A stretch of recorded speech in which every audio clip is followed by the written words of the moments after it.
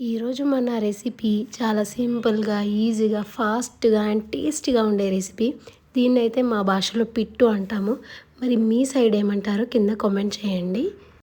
దీనికోసం ముందు rice flour అయితే తీసుకోవాలి. ఆ రైస్ ఫ్లోర్లో మన టేస్ట్కి తగినంత ఉప్పు, కారం, ఆనియన్స్, ఇంకా తరిగిన కొత్తిమీర కూడా వేసేసి మంచిగా కలుపుకొని తగినన్ని వాటర్ పోస్తూ వీడియోలో చూపించినట్టుగా కన్సిస్టెన్సీని అడ్జస్ట్ చేసుకోవాలి. మనకి దోశలాగా మరీ తిక్కగా ఉండకూడదు.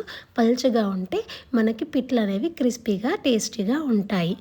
ఒక దోస పెనం వేసుకొని వేడయ్యాక కొంచెం నూనె అప్లై చేసుకొని దానిపైన ఆవాలు, జీలకర్ర, కొద్దిగా చిల్లీ ఫ్లేక్స్ అవి వేగాక మనం పక్కన పెట్టుకున్న పిండిని ఇలా పిట్టులాగా వేసేసుకోవాలి.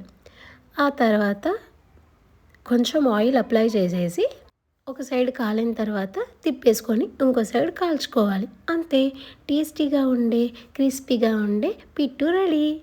మీకు కూడా ఈ రెసిపీ నచ్చిందా? అయితే ఖచ్చితంగా ట్రై చేయండి. మీకు ఈ రెసిపీ తెలిసి ఉంటే మీరు దీన్ని ఏమంటారో కింద కామెంట్ చేయండి. దీన్ని ఇలా కూడా తినొచ్చు. నేనైతే సైడ్కి కొంచెం నెయ్యి ఇంకా పెరుగు అయితే పెట్టుకున్నాను.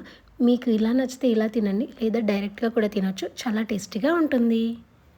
మరిన్ని ఇలాంటి టేస్టీ అండ్ హెల్తీ వంటల కోసం నా ఛానల్ని సబ్స్క్రైబ్ చేయండి. Thank you for watching.